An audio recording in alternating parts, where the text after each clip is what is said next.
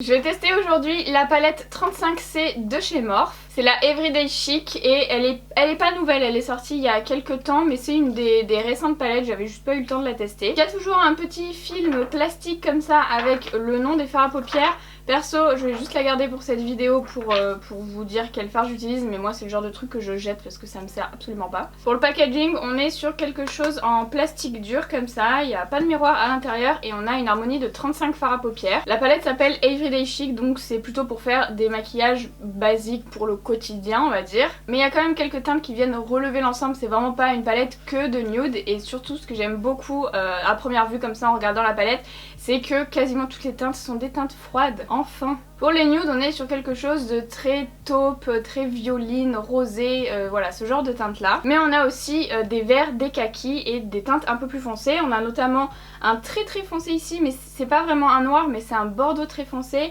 On a deux beiges aussi, un plus clair, un plus foncé, donc ça c'est très bien. On a une teinte pailletée ici, c'est vraiment que de la paillette dans les tons roses. Et sinon il y a une jolie répartition quand même de mat, d'irisé, il y a même un duochrome ici. Alors dans la palette il rend pas grand chose, mais vraiment swatché il est vraiment très joli.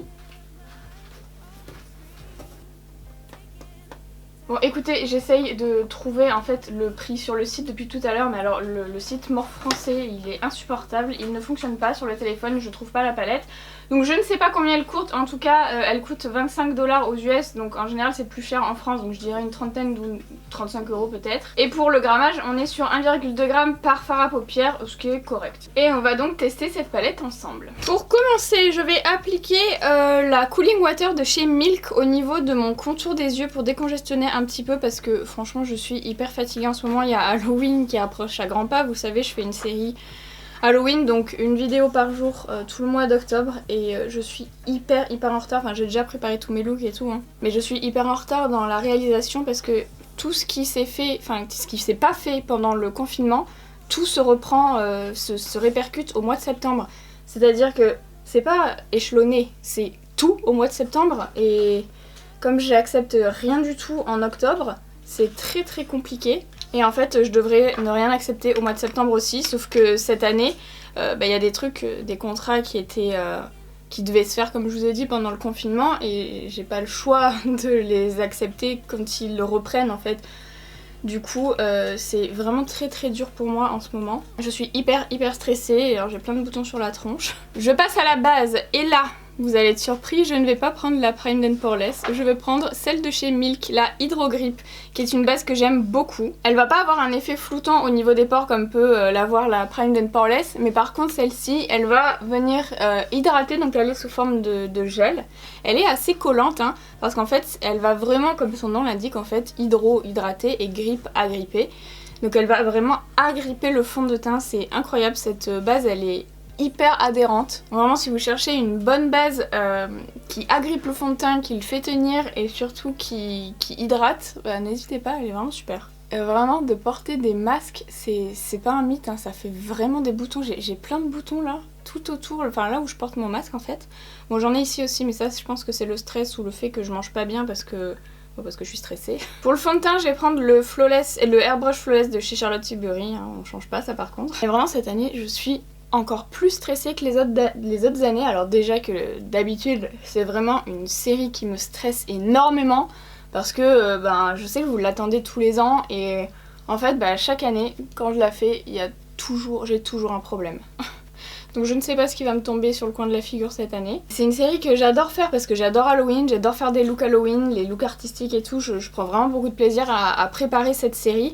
Mais c'est qu'en fait comme je suis toute seule à tout faire, c'est-à-dire que je prépare les looks forcément, je fais toutes les commandes de costumes, de perruques, de lentilles, donc déjà ça coûte un argent monstrueux. Je suis obligée d'échelonner ça durant toute l'année et je finis vraiment tout normalement au niveau des vacances d'été pour être sûre que tout arrive à temps parce qu'il y a toujours des retards et je commence normalement à filmer fin août début septembre, sauf que là du coup j'ai du retard et ça me stresse beaucoup, surtout que j'ai encore plein de choses qui arrivent comme je vous ai dit et franchement j'ai vraiment très peur de pas réussir à finir. J'ai peur d'être déçue, j'ai peur de vous décevoir, c'est vraiment hyper anxiogène. Mais comme je vous dis c'est vraiment quelque chose que j'adore faire, c'est juste que je suis super stressée par ça quoi. Ah oui, j'ai pas fini ma phrase d'ailleurs, je vous disais, donc je suis toute seule, donc je prépare les looks, Je fais aussi donc les commandes et puis il faut que je tourne, forcément, c'est sur moi, donc c'est moi qui le fais.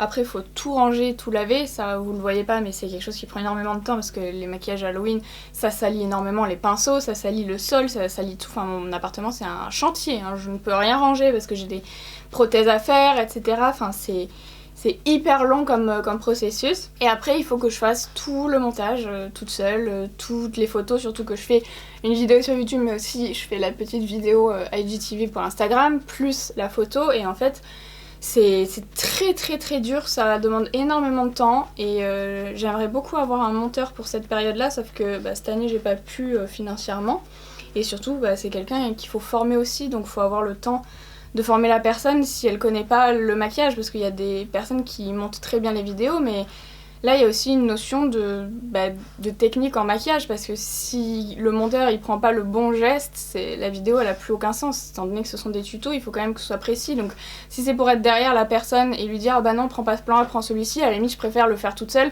ça ira beaucoup plus vite quoi. Donc voilà, il faut que j'essaierai l'année prochaine de m'organiser un peu mieux, un peu plus tôt mais je dis ça tous les ans mais en fait j'ai tellement de choses à faire.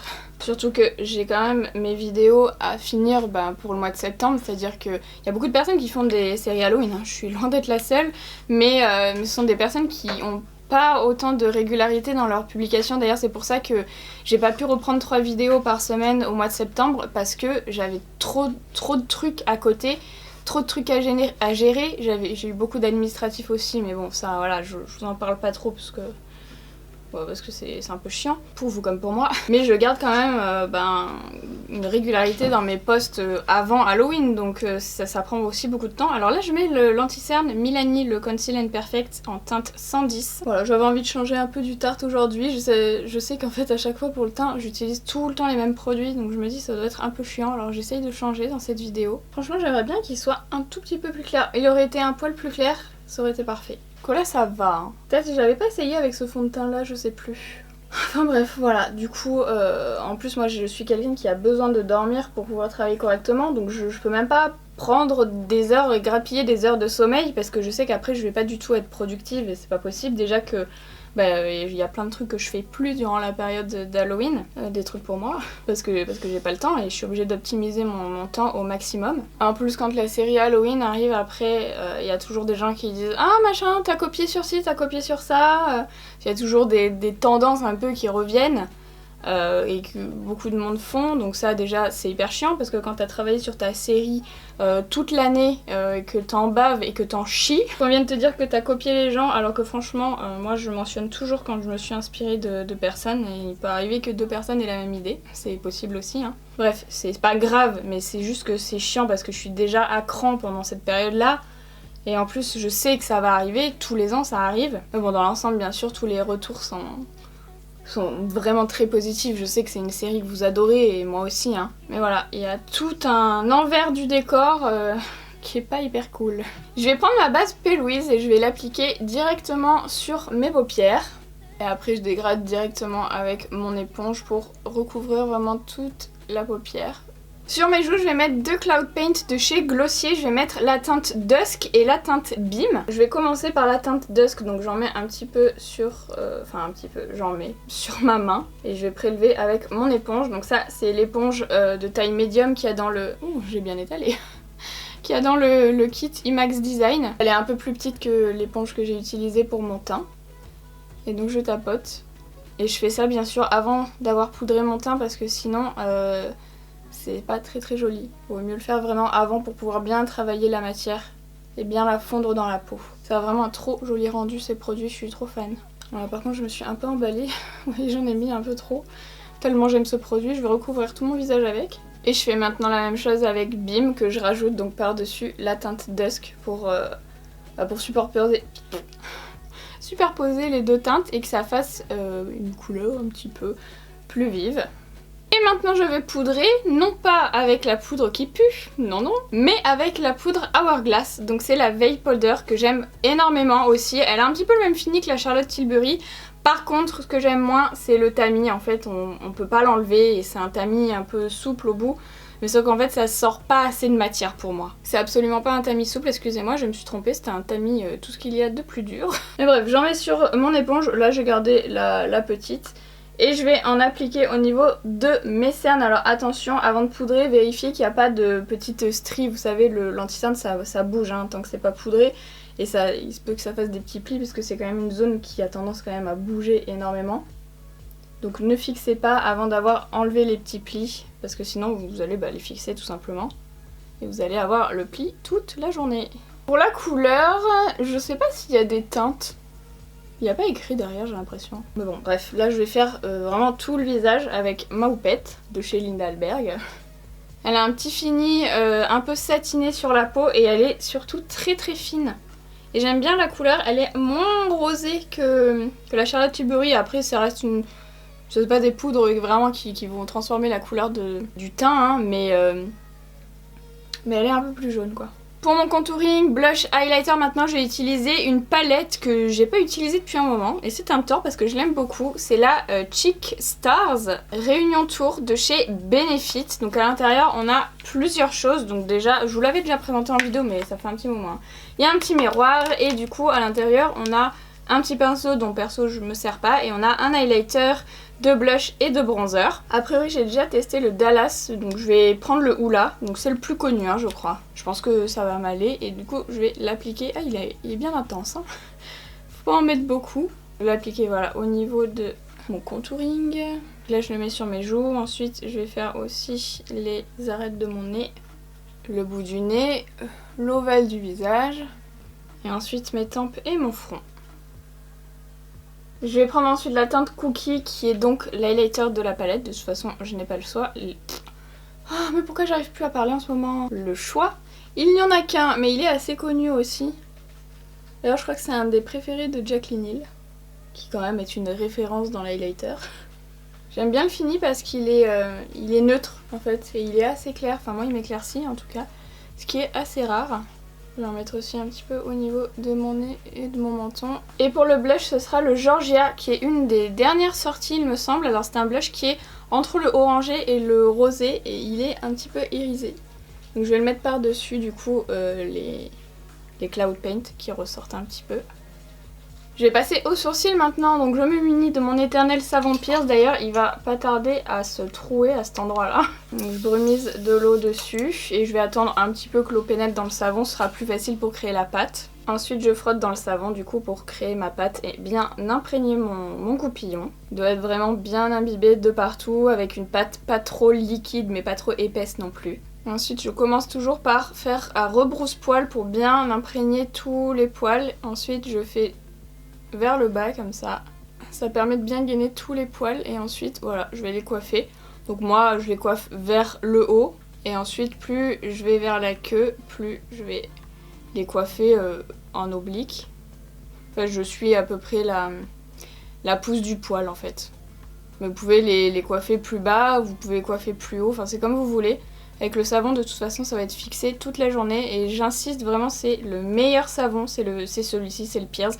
J'ai essayé plein de savons différents et même des produits spécifiques pour faire ce genre d'effet sur les sourcils et franchement c'est vraiment ce qui marche le mieux et surtout c'est le moins cher. Et pour les colorer, je vais utiliser un nouveau produit, c'est le Brow Microfilling Pen de chez Benefit. J'ai deux teintes, j'ai la teinte blonde et j'ai la teinte Deep Brown. Au niveau de l'embout, on est sur quelque chose en feutre, un petit peu dur, avec 3 petites pointes. Je vais commencer avec la teinte Deep Brown que je vais appliquer plus sur la partie centrale vers la queue. Ça va faire vraiment l'effet que je fais d'habitude avec mes produits de chez Lime Crime, mais du coup 3 fois plus vite puisqu'il y a 3 mines. J'avais trop hâte de tester, j'avais juste swatché sur ma main. Pour la teinte c'est parfait, alors il existe 4 teintes, là j'ai la plus claire et la plus foncée. Il faut prendre le coup de main surtout vers la fin parce que du coup moi je veux que un seul brin. Mais du coup j'ai juste à retourner en fait le feutre. Et pour la tête du coup je vais prendre la teinte blonde et je vais faire pareil. Bah écoutez, je trouve ça vraiment pratique. Après, c'est un peu plus épais que les liners Lime Crime que j'utilise d'habitude. Et surtout, bah, vous n'avez pas vraiment le choix, vous êtes obligé de faire 3 poils d'un coup. Donc si à un endroit il manque juste un poil, c'est un peu moins pratique d'utilisation. Par contre pour la tête, je trouve ça hyper pratique. Pour le reste de la queue, je préfère avoir un seul feutre avec une seule mine parce que moi c'est vraiment juste à certains endroits. Après, si vraiment vous faites tout votre sourcil, c'est vraiment plus rapide d'avoir 3 brins comme ça. Vous voyez là, j'ai précisé la ligne en dessous avec ma base P. Louise. Franchement par rapport à l'autre œil, vous voyez, ça fait quand même plus propre et plus structuré. Donc c'est vraiment important de le faire. Moi je le fais avec un pinceau 144 de chez Zoeva parce que je l'aime bien, il est assez large mais vous faut vraiment un pinceau plat. On peut passer au fard et je vais débuter avec le beige qui est ici, c'est le beige le plus clair donc il est mat. C'est la teinte Shake It Out et je vais l'appliquer au niveau de mon arcade sourcilière. Ça va me permettre de pouvoir dégrader les fards après plus facilement. Ensuite je prends la teinte Playtime et je l'applique dans mon pli paupière avec un pinceau 231 de chez Zoeva. Il marque pas très bien, non? Après, le violet c'est pas la teinte la plus facile à faire, mais bon. Alors, figurez-vous qu'en les swatchant tout à l'heure, je me suis dit qu'ils étaient moins pigmentés que d'habitude et que j'avais l'impression en fait de retrouver la qualité des fards Morphe d'il y a... enfin, du début en fait, où c'était pas génial. Mais je trouve quand même dans l'ensemble que chez Morphe, ils sont pas très consistants, très constants plutôt. Dans leur formule en fait, d'une palette à l'autre, ça peut être hyper bien, hyper pigmenté et tout. Comme ça peut être comme ça un peu plus sec et un peu moins riche en pigments. Là pour le coup je trouve que bon, peut-être pas la couleur idéale mais c'est pas génial quoi.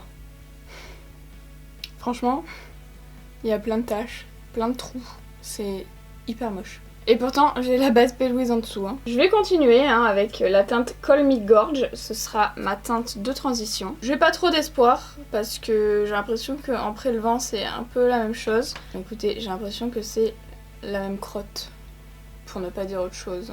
C'est pas joli, enfin c'est pas pigmenté en fait. C'est pas intense quoi. Après bon, ce sont pas des couleurs qui sont hyper foncées non plus que j'ai choisies. Mais bon... c'est pas, franchement, pas la folie du tout. Franchement, je suis un peu déçue là. Ça fait pas net, ça fait pas propre en fait. Bon, je vais passer à ma paupière mobile, je vais continuer. Je vais préciser du coup la forme sur la paupière ici pour commencer, donc avec ma base P. Louise et le même pinceau que tout à l'heure, donc le 144 de chez Zoeva. Ici je vais faire pas un cut crease mais... enfin vous allez comprendre. Je vais faire une forme cut crease, là vous allez vous dire elle se fout un peu de notre gueule. Mais non, vous allez voir. Et je fais vraiment une forme comme un gros liner en fait. Voilà. Je vais remplir. Je pense que je vais appliquer la base aussi au niveau de mon ras de cils inférieur, non? Parce que j'ai peur qu'elle soit pas géniale. J'ai peur que les fards ils t'accrochent pas quoi. Bon, je viendrai m'en occuper après. Je vais prendre le vert sapin ici qui s'appelle Just Perfect. Je vais l'appliquer du coup... en fait je voudrais faire une sorte de gros liner, je pense que vous avez compris. Ah, j'ai l'impression qu'il est un peu plus pigmenté celui-ci que les deux teintes précédentes. Alors par contre il chute Ouh là là là là. Ça me fait peur moi ça. Là pour l'instant je prends un pinceau un peu trop gros. Je vais pas aller jusque sur les bords là de la forme parce que ça va pas être assez précis. Mais j'applique la couleur voilà. Comme je peux. Je vais m'arrêter là. Pour plus de précision, je vais prendre le pinceau 212 de chez Corazona. Je garde la même teinte et du coup, je vais vraiment m'approcher. Si j'arrête de parler, c'est mieux parce que du coup, mon pinceau il fait comme ça. Donc je vais en fait m'approcher là du violet quoi. Et je vais faire vraiment une pointe. Là, je descends pareil net. Ensuite, je vais poursuivre au niveau de mon ras de cils inférieur avec la même teinte. Bon, cette teinte pour le coup elle est pigmentée par rapport aux deux précédentes, il n'y a pas photo. Je vais prendre la teinte Getting Ready ici. C'est un taupe mauve mais il va me permettre du coup de dégrader le vert au niveau de mon ras de cils inférieur. Vraiment juste le ras de cils, je vais pas aller au niveau de la queue de mon gros eyeliner parce que je veux qu'elle reste nette, c'est juste cette zone là. Je vais prendre la teinte RSVP Yes. Quand je l'ai swatchée celle-ci, je l'ai trouvée absolument sublime. Donc je vais poursuivre au niveau de ma paupière mobile avec. Je vais pas faire trop grand, quoique. En fait c'est tellement une jolie teinte, c'est un vert mais avec des reflets aussi un petit peu violet, franchement j'aime beaucoup. Je vais m'arrêter là. Voilà. Je poursuis avec la teinte Oh là là. C'est une teinte pailletée, donc je vais recouvrir là tout ce qui reste de base. Hop. Et donc je disais c'est une teinte pailletée mais alors qui est hyper poudreuse et c'est pas la plus pigmentée non plus. Heureusement qu'il y a de la base en dessous franchement. Après là je fais un espèce de dégradé entre du rose et du vert, ce qui est pas non plus l'idéal parce que comme vous le savez ce sont des couleurs qui sont un petit peu complémentaires. Mais là avec ce rose et ce vert normalement ça va aller. Dans mon coin interne, je vais mettre la teinte Melt Earth avec un embout mousse hein, pour que ce soit plus intense. Et je vais appliquer en dernier la teinte Talk of the Town. C'est la teinte pailletée. Alors je vous avoue que à prélever, franchement, pour des paillettes compactes comme ça, c'est hyper dur. Je l'ai fait en swatchant et franchement j'ai un peu galéré, il faut vraiment appuyer. Et du coup je les dépose uniquement sur la partie rose de ma paupière mobile. Mais vous voyez, c'est pas hyper intense hein. Parce que pour le coup, les paillettes comme ça, j'ai rarement été déçue quand même. De la pigmentation, bon, on peut pas appeler ça de la pigmentation parce qu'il n'y a pas de pigment dans les paillettes évidemment, mais je veux dire, vous voyez, enfin, je prélève hein, pourtant vraiment, regardez, je fais vraiment comme ça, et franchement ça dépose, on va faire là, ça dépose pas grand chose quoi. Donc c'est vraiment pour faire quelque chose de discret, mais moi je veux pas quelque chose de discret. Je vais maintenant appliquer le crayon Fenty, le Fly Pencil en teinte Cause I'm Black, donc c'est la teinte noire au niveau de ma muqueuse supérieure. Et je vais mettre ensuite un crayon beige dans ma muqueuse inférieure et pour ma part ce sera le Colourpop en teinte Honey Dude. Je vais prendre ensuite le liner Glossier, c'est le Pro Tip, c'est un eyeliner feutre mais avec donc plein de petits poils, hein. C'est pas vraiment un feutre en mousse.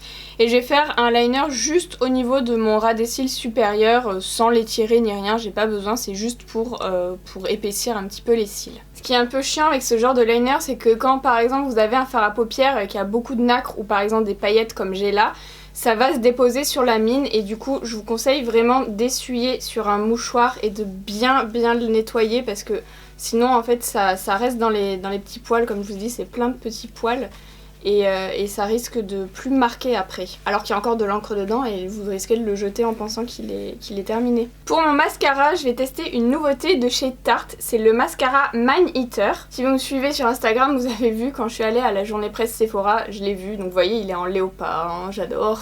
Mais alors il y avait plein de choses léopard, d'ailleurs toute la collection Sephora pour Noël, il y a plein de léopards partout, il y a des petits caméléons et tout, enfin bref. Et donc ce mascara il est déjà sorti aux États-Unis, il a une brosse en silicone, donc ce sont des petits picots, moi j'adore ça, donc je suis très contente. Et donc il est déjà sorti aux États-Unis et la personne qui était là pour Tarte, donc à la journée presse, me disait qu'il s'en vendait un toutes les 30 secondes, que vraiment les gens adoraient ce mascara. Il a vraiment un effet allongeant et épaississant aussi, mais il va plus jouer sur la longueur et la définition des cils. Écoutez, on va tester ça. Alors la brosse elle est quand même assez large, donc je commence moi toujours par le dessus de mes cils, comme ça les gaine bien. Et surtout ça va enlever si jamais vous avez des petites paillettes ou des petits dépôts de fard qui se sont déposés sur les cils, voilà ça va les enlever et ensuite je m'occupe du dessous. Bon je lève toujours un peu ma tête parce que sinon j'en fous partout sur le travail de fard que je viens de faire. J'ai pas envie de tout recommencer. Je vais vraiment jusqu'à la racine. Alors les picots on les sent un petit peu sur la muqueuse, mais ils blessent pas, ils font pas mal comme d'autres mascaras avec ce genre de brosse peuvent faire. Ils sont quand même assez souples, vraiment ça me fait pas mal du tout. Mais c'est important d'aller vraiment jusqu'à la racine et ensuite je fais des petits zigzags comme ça histoire de bien coiffer et bien gainer tous les cils. Alors là c'est le résultat avec une seule couche, donc une seule application. Je trouve qu'il tient bien ses promesses, vraiment il a bien séparé mes cils, il les a bien coiffés et pourtant moi j'ai vraiment des cils qui se coiffent pas très bien du tout. Franchement je suis assez contente. Alors moi j'aime quand c'est un peu plus volumineux, donc je vais faire une deuxième couche. Je vais attendre que celle-ci sèche, en attendant je vais faire mon autre œil. Ah et elle me disait aussi qu'il a une formule très souple en fait sur les cils, il va pas faire l'effet cils carton, cils très dur, il va laisser vraiment la souplesse aux cils tout en les gainant. Voilà le résultat avec deux couches, franchement je trouve ça super joli, j'en ai d'ailleurs profité pour faire mes cils du bas et je les ai fait avec le bout de la brosse parce qu'au bout en fait il y a aussi des petits picots, du coup c'est plus pratique pour les attraper. Je vais quand même appliquer des faux cils mais je vais mettre des demi faux cils pour accentuer l'effet étiré de mon maquillage. Je vais vous montrer comment je les fais, donc en fait je prends des faux cils que j'ai déjà utilisés en général, là ce sont les Iris de chez Black Moon Cosmetics et pour faire ça j'aime bien prendre des faux cils qui ont déjà, vous voyez, cette forme un petit petit peu évasé vers l'extérieur, donc avec des poils plus longs et qui s'affinent vers l'intérieur. Normalement celui-ci il se pose sur mon œil droit, donc voilà, comme ça, et moi en fait je vais le couper en deux. Vous voyez, il y a 6 grands brins, donc je vais couper en fait tout simplement les 3 premiers, donc à ce niveau là. Donc du coup maintenant j'ai mes 2 faux cils et je vais pas prendre du coup la partie externe, mais je vais prendre la partie interne. Et je vais pas venir la coller ici évidemment, je vais venir la coller à l'extérieur. Là il n'y a pas de colle, hein, c'est juste pour vous montrer où je vais les mettre. Et en fait je prends toujours la partie interne parce qu'il y a toujours un tout petit brin ici et je trouve que ça se fond mieux dans le regard. Si j'avais pris que la partie externe, vous voyez, les 3 brins ils sont quasiment de la même taille et si je les pose ici ça fait très grand et du coup je trouve que ça se fond moins bien. Mais si c'est un effet que vous aimez, vous pouvez très bien faire comme ça. Voilà ce que ça donne une fois que c'est collé, donc vous voyez c'est que sur l'extérieur et ça allonge vraiment le regard. Moi j'aime trop cet effet là en ce moment. Après il existe des fossiles, des demi-fossiles déjà coupés, voilà, prêts à l'emploi. Moi je préfère toujours les faire parce que j'aime bien quand c'est un peu fourni quand même et j'ai du mal à en trouver vraiment des très fournis. Et si vous avez du mal à coller des fossiles, sachez que c'est quand même beaucoup plus facile. D'ailleurs si vous avez du mal à coller les franges, vous pouvez les couper en deux et coller un brin et l'autre. Et ça c'est déjà des astuces que je vous avais données dans plusieurs vidéos. Les yeux sont terminés, donc je vais passer aux lèvres et j'ai envie de faire quelque chose d'assez rosé pour aller avec les yeux et surtout laisser l'accent sur les yeux. Je vais appliquer pour commencer la teinte Casual de chez Dose of Colors. J'aime bien les lèvres roses en ce moment, enfin j'ai toujours aimé ça mais vraiment en ce moment j'ai l'impression que je fais que ça. Enfin, bref, donc je fais le contour de mes lèvres et je vais continuer du coup en remplissant toutes les lèvres avec le même crayon. Je vais appliquer par-dessus un gloss de chez Givenchy qui est rose exactement comme je le voulais. Donc c'est la teinte numéro 1, c'est le rose Perfecto. C'est un baume à lèvres en fait. Finalement, j'aime pas la couleur. Ah, je pensais que ça allait bien aller, mais non en fait. J'ai des problèmes de couleur de lèvres en ce moment. Je vais l'estomper. Je vais reprendre vite fait le contour des lèvres avec mon crayon parce que ça, pour le coup, c'est la bonne couleur. Je vais crayonner aussi partout. Et je vais appliquer une valeur sûre, le gloss Sweet Mouth de chez Fenty Beauty. Et donc on a terminé. Bilan mitigé quand même. Le vert a quand même sauvé le maquillage parce que les 2 premières teintes c'était catastrophique. Et je pense qu'en fait dans cette palette là vous aurez des fards qui seront bien et des fards qui seront moins bien. C'est un peu le problème chez Morphe. J'ai l'impression que les palettes qui sont en collab elles sont toutes bien et les palettes qu'ils sortent eux, et bah c'est soit c'est bien, soit c'est pas bien. Soit dans la palette vous avez des fards qui sont vraiment nuls et des fards qui sont vraiment très bien. Du coup c'est un peu chiant parce que tu sais pas si quand tu achètes une palette chez eux tu vas tomber sur une bien ou pas. Et c'est le cas hein, pour celle-ci. Du coup elle fait partie, enfin c'est pas une collab, elle fait partie de leur collection classique on va dire. Et du coup la pigmentation sur certains fards elle est pas folle quoi. Vraiment quand j'ai swatché je me suis rendu compte aussi qu'il y en avait qui se prélevaient mieux que d'autres. Mais c'est pas une question de fini parce que des fois dans une palette les irisés sont moins bien que les mats par exemple ou inversement, mais là c'est d'un mat à l'autre il peut être bien comme il peut être nul et pareil pour les irisés. Donc voilà c'est un peu mitigé comme avis. Après si vous débutez dans le maquillage je pense que ça peut être une bonne palette pour vous parce que dans l'ensemble toutes les teintes sont des teintes qui sont faciles à travailler, à part le vert on va dire, mais voilà il y a 2 verts dans la palette donc